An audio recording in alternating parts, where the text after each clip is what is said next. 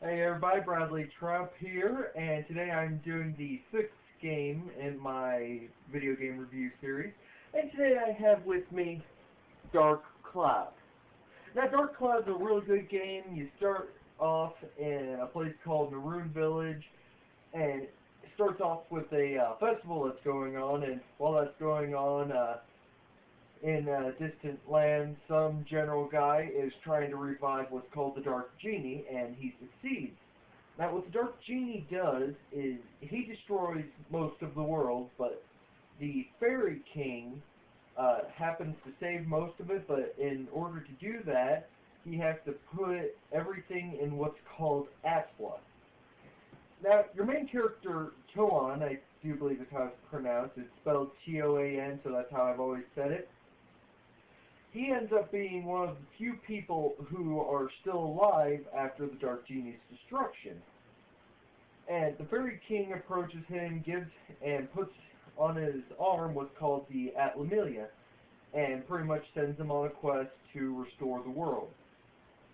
And I've really liked the game because it's got kind of a god mode to it, which lets you make your own villages and everything. You can put what you want where. You can make different things.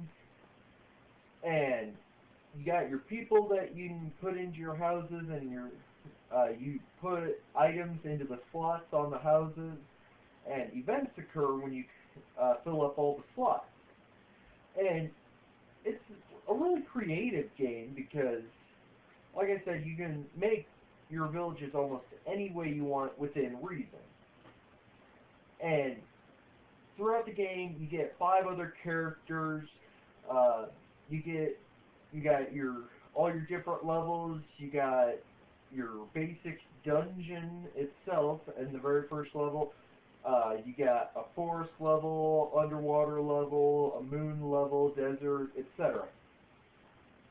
And as you go through these levels, each place you visit, you get a new character, and each one has their own strengths and weaknesses. Like, the first character that you get that joins you uses a slingshot, so obviously she's good at long-distance fighting, but she has really weak defense up close, so you gotta switch between your characters if that happens. And there's a whole plethora of different enemies as well, most of which you also have to use your different characters to fight.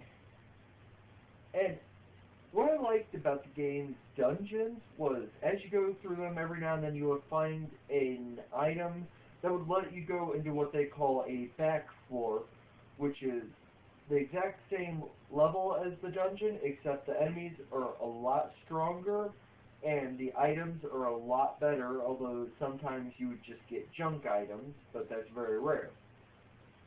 It also has a very unique weapon system, because as you defeat your monsters with weapons, they drop ABS, which gets absorbed into your weapons, and when they get so much, they level up, and they get sense points.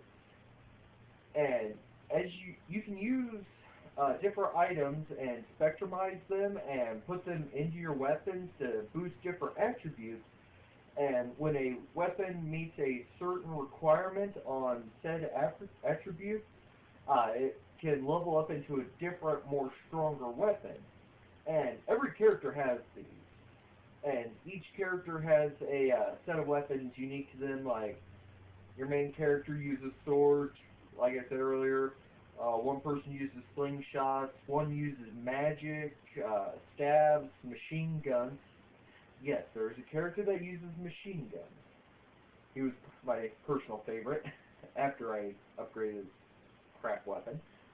And you get to learn a very intricate storyline to it. It's very in-depth and very involved. Some of the characters you don't even really need to talk to, and some of them are key to it. But that's standard in any RPG game. Also, I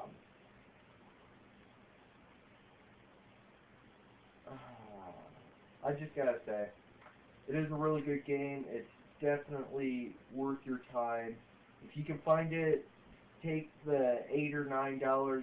I think it might even be $10. Get the game. It's really worth it. You can find it at most GameStops.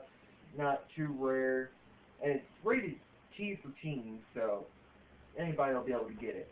But I highly recommend this game. It's just phenomenal. And you'll be spending a lot of time in it because a lot of the dungeons are randomized. So no two dungeons are the same unless you're incredibly lucky or unlucky. And it took me about 20 to 30 hours because of how long it was and how many levels there were per dungeon. I mean, they could have easily cut out a lot of that, and it would have been a much shorter game, but, I mean, to me, it just wouldn't have been as fulfilling. So, like I said, if you can find it, I definitely recommend this one, and you should definitely grab it.